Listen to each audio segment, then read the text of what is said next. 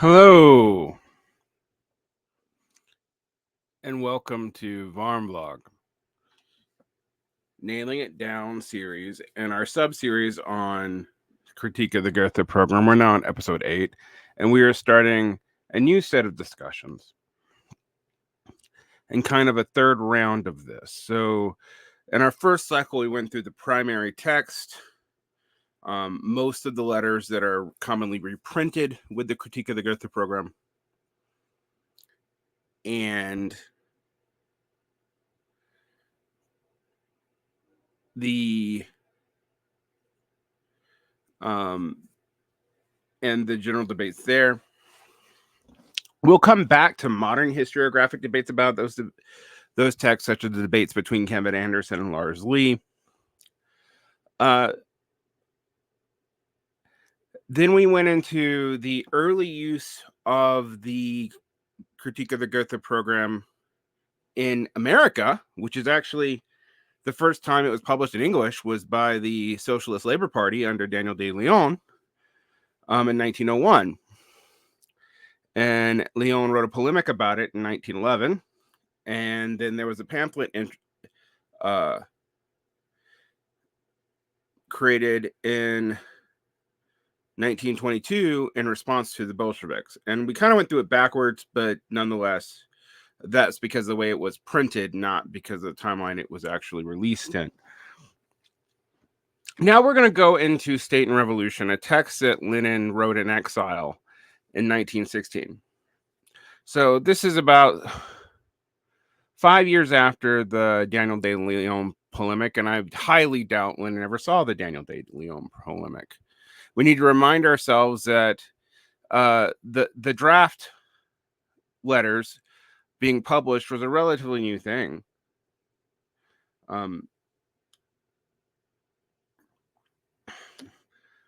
As Engels had published them just a generation back at this point. Now, State and Revolution was originally drafted under the title Marxism on the State. And supposedly, according to David McClellan, the book had its origin in an argument with Bukharin in the summer of 1916 over the existence of the state after the Proletarian Revolution. Bukharin had emphasized the withering away of the state, whereas Lenin had insisted on the necessity of the state machinery to expropriate the appropriators. But in fact, at least according to David McClellan, Lenin changed his mind, and many of the years of State and Revolution imposed on the summer of 1917, particularly those anti-statist theme, were closer to Bukharin's point, although with some of the expropriation of the expropriators still there. But Lenin famously, seemingly from his debate with Bukharin,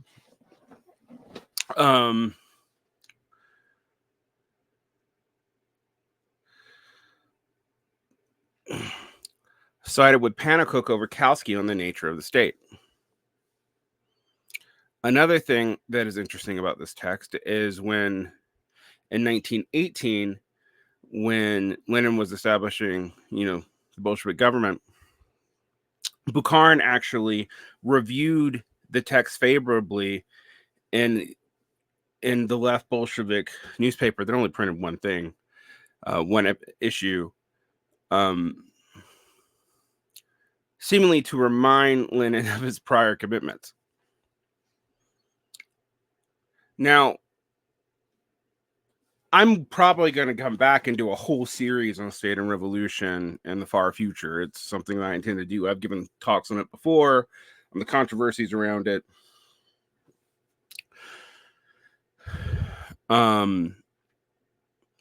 Generally, there is a tension between State and Revolution fans and What Is to Be Done fans. Some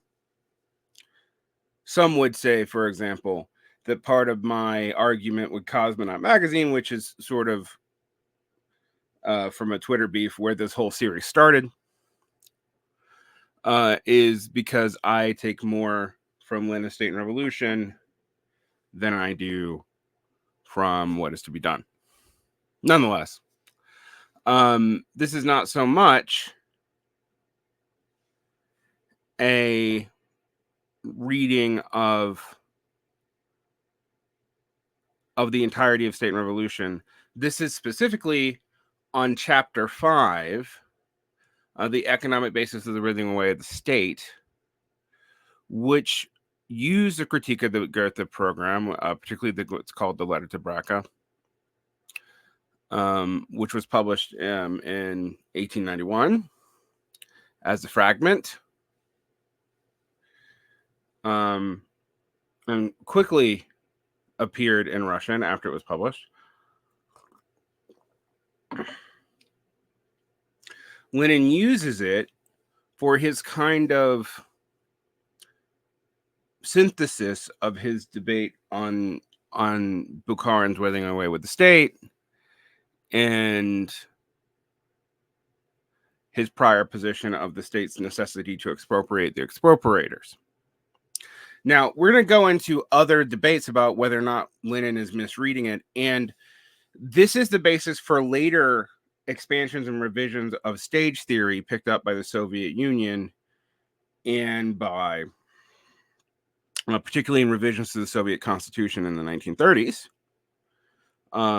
and by different attempts to justify developmentalism in China. And we're going to go through texts specifically related to that as well,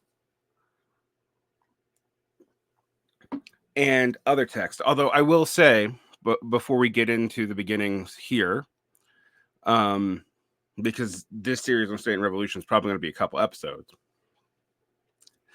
that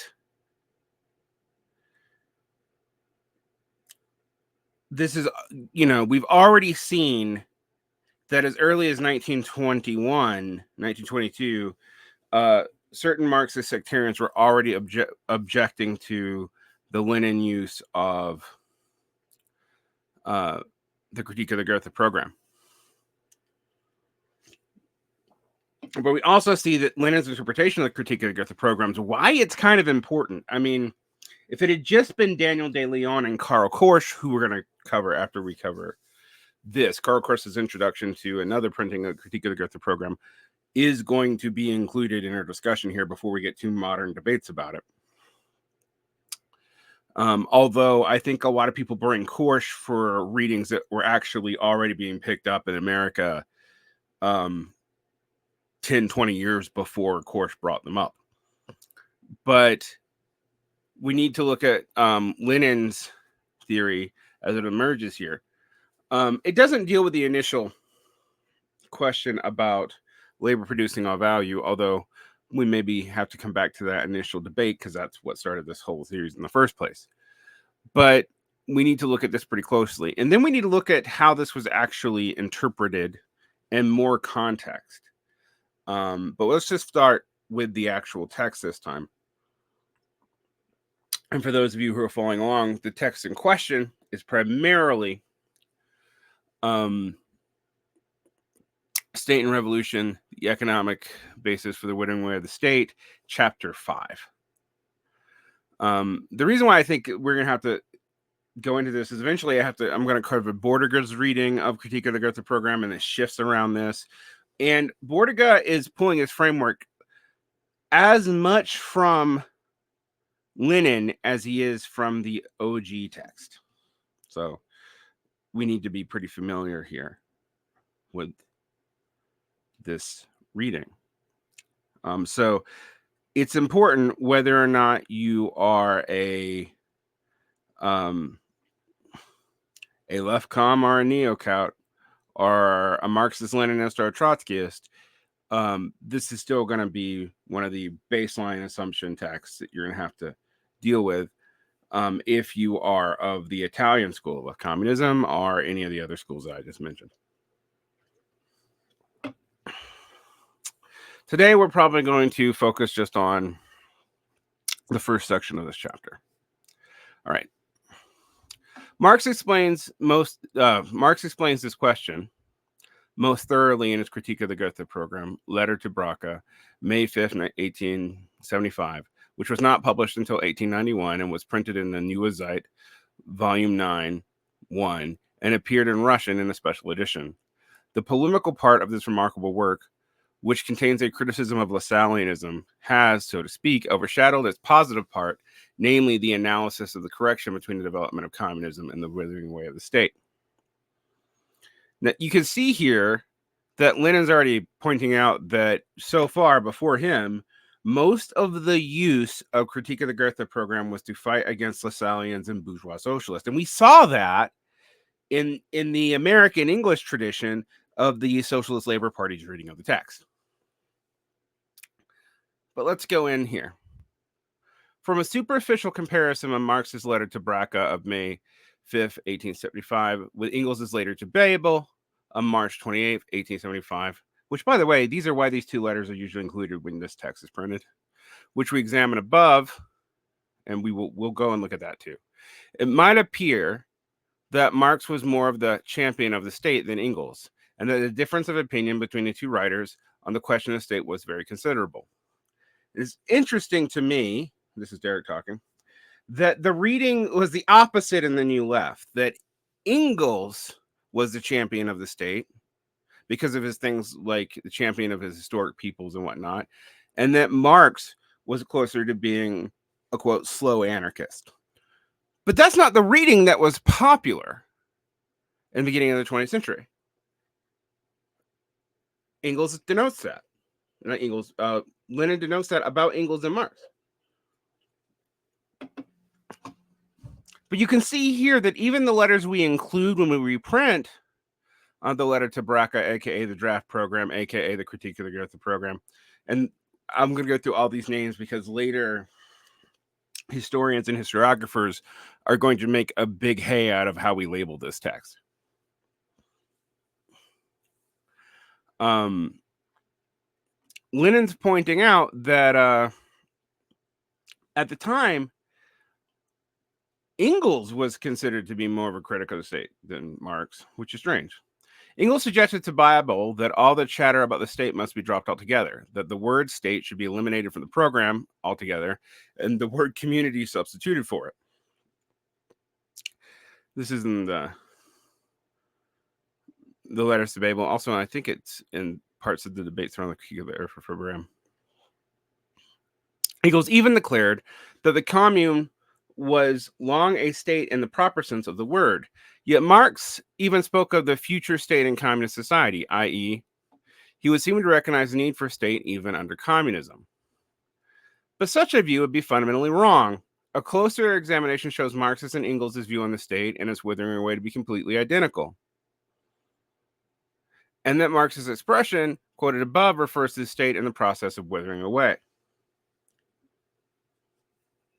Now, this is where I'm talking. This is why hermeneutics and heuristics are so important on how you weigh text.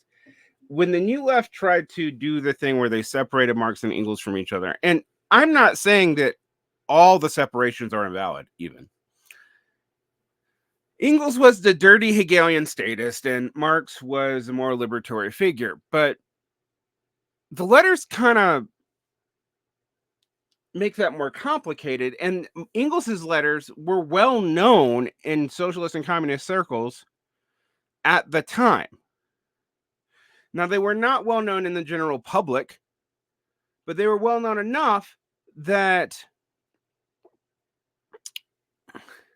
Lenin could refer to them in a pamphlet like this, and most people could have some access to what he was talking about. All right. Clearly, there can be no question of specifying the moment of the future withering away, the more so since there's obviously to be a lengthy process. The apparent difference between Marx and Engels is due to the fact that they dealt with different subjects and pursued different aims. Engels set out to show Babel graphically, sharply, and in broad outline the utter absurdity of the current prejudice concerning the state, shared to no small degree by Lasalle. Marx only touched upon this question in passing, being interested in another subject, namely the development of a communist society. The whole of the theory of Marx is the application of the theory of development in its most consistent, complete, considered, and pithy form to modern capitalism. Naturally, Marx was faced with the problem of applying this theory to both the forthcoming collapse of capitalism and to the future development of future communism. On the basis of what facts, then, can the question of the future development of future communism be dealt with? On the basis of the fact that it has origins in capitalism, that it develops historically from capitalism, that it is a result of action of a social force to which capitalism gave birth. Now, this is an interesting claim. This is why I'm talking in the context of Russia, where capitalism is not even fully formed yet. And it's also an interesting claim in light of what we know about Marx's trying to work out other possible development theories outside of the European context for communism, which were still dependent on capitalism. Some people try to read those letters as saying, that Russian socialism developed completely separately based on the peasant commune. And what Marx seems to be implying in the various Zurich letters, which he edited down, and did not send, and Engels only published later, is that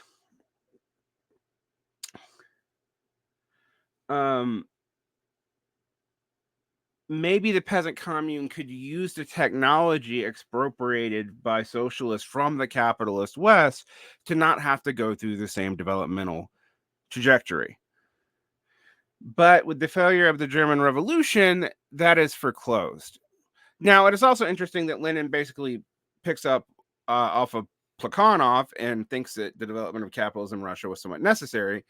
But instead of the two revolutions, as one sees in Daniel DeLeon, Lenin basically thinks that they are one continuous process in the Russian context. Now, there are readers today who will try to argue that this is one continuous process in all contexts. I don't think there's any evidence for that in the text or in what's actually happened, but nonetheless, that seems to be where it comes from.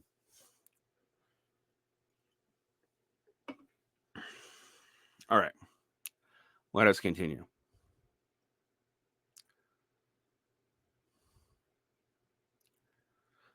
On what basis of what facts? Oh, we already read that.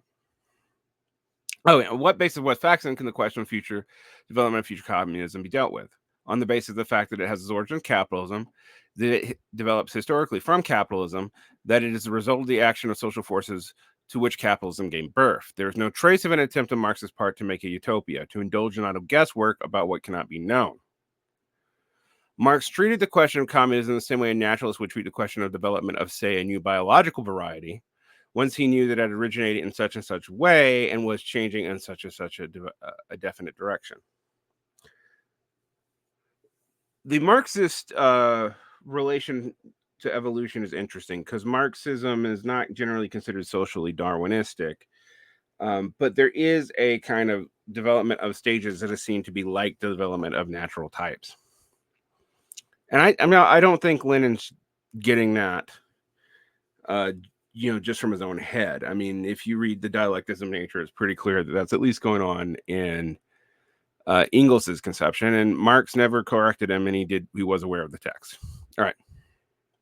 To begin with, Marx brushed aside the confusion the Gotha Program brought into question of the relationship between the state and society. He wrote, present-day society is a capitalist society which exists in all civilized countries, being more or less from medieval admixture, more or less modified by a particular historical development of each country, more or less developed. On the other hand, a present-day state changes with a country's frontier. It is different from the Prusso-German Empire, from what it is in Switzerland. It is different in England from what it is in the United States. The present-day state is therefore a fiction. Nevertheless, the different states of different civilized countries, in spite of their motley diversity of form, all have this in common. They are based on the modern bourgeois society. Only one are more or less capitalistically developed. They have, therefore, I'm going to correct that, also certain essential characteristics in common in the sense that it is possible to speak of the present-day state in contrast with the future. It is in which its present root, bourgeois society, will have died off. The question then arises, what transformation will the state undergo in communist society? In other words, what social functions will remain in existence there that and are analogous to the present state functions? This question can only be answered scientifically, and one does not does not get a flea hop nearer to the problem by 1,000-fold combinations of the word people with the word state, which I do sound funny when people talk about people's republics, but I've already commented about it. After all this ridiculing all the talk about people state, Marx formulated the question in the grave warning, as it were, that those seeking a scientific answer should only use firmly established scientific data. The first fact has been established most accurately by the whole development, by science as a whole, and a fact that was ignored by the utopians and is ignored by present-day opportunists who are afraid of the socialist revolution. That is, historically, there must undoubtedly be a special stage or a special phase of the transition from capitalism to communism. Now, before we go on to the next section, which I'm going to do in another video, I want you to note that the distinction between socialism and communism, which only has this framework distinction in the Critique of the Gotha Program, Marx actually more or less uses the two interchangeably. I mean, Marx calls himself a communist during the Communist League days to differentiate himself from both the French socialists and what was becoming the German socialist, the armchair socialist, the German historical school, a kind of conservative socialism that isn't National Socialism exactly, but definitely has elements of precursors to it, as some of the later, even more Marxist-friendly people out of that school, like Werner Sombart, would become Nazis. My point here is that it's pretty clear that Lenin also takes this distinction very seriously, even though this letter to Braca, the fragment, the Critique of the Gotha Program, whatever we want to call it, is the only place you find that distinction being worked out in a hard way. And we do have to ask ourselves, if it's that important, why was it only in a letter that was not made for the public? You know, when we get to the modern historical date, Lars Lee makes a huge counter distinction to Kevin Anderson on this point. We'll get there. We can also see that Lenin is definitely setting this as a scientific, as much as a polemic, a scientific theory that is a positive scientific theory. Like, we can predict that this is going to happen from these things happening right now, and we can kind of gauge out in the longue durée what is likely to happen. Now, that's going to get harder to do through the 20th century because things don't play out the way that they're supposed to. At least they haven't yet. Maybe the longue durée is much longer than Marx and Engels thought, after all. And Socialism, Utopian, and Scientific, Engels says that they had the stuff for communism developmentally by 1880. You know, while mocking people who thought that you could just will socialism out of nowhere. But it is something to think about. All right. When you hear a lot of these Marx and Engels quotes today, they are often decontextualized. Lenin quotes as well. So keep that in mind as you read. And I also find it interesting when we go into reception history on this, because it's pretty clear that, like, the way people read Marx and Engels in the 60s is radically different than the way people are reading it in the 1920s. And the difference is not just the amount of text they have, although, you know, you don't get most of the fully developed text until the Grundrisse is published, and all that's not available in English until almost the 70s. All right. But still, that some of this stuff have been discussed and dealt with early on, re-forgotten, and then brought back up with completely different reading heuristics and hermeneutic modes and agendas, in both Western and Soviet Marxism in the 60s and 70s. And the differences between Marx and Engels and how they're different is part of that. Like, people have been villainizing Engels in different ways for a long time. And there are some things that are problematic. Like, Engels on the historical peoples is something no Marxists are uncomfortable dealing with. They're kind of uncomfortable dealing with it by the time Lenin publishes Imperialism. All right. Nonetheless, we have to deal with all this stuff, and we have to go through the primary text. So I'm just going to stop here. If you want to get ahead, there's lots of the reading that I'm going to do in the future and lots of supplementary reading in the show notes. Like and subscribe, and I'll see you soon.